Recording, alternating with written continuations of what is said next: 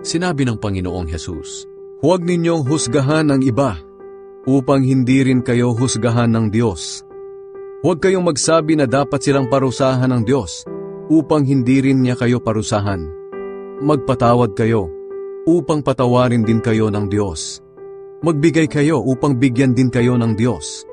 Ibabalik sa inyo ng sobra-sobra at umaapaw ang ibinigay ninyo. Sapagkat kung paano kayo magbigay sa iba, ganoon din ang pagbibigay ng Diyos sa inyo." Pagkatapos sinabi ni Jesus sa kanila ang talinghaga na ito, "Hindi maaaring maging taga-akay ng bulag ang kapwa bulag, dahil pareho silang mahuhulog sa hukay kapag ginawa iyon. Walang mag-aaral na mas higit sa kanyang guro, ngunit kapag lubusan ng naturuan, magiging katulad siya ng kanyang guro. Bakit mo pinupuna ang munting puwing sa mata ng kapwa mo, pero hindi mo naman pinapansin ang malatrosong puwing sa mata mo?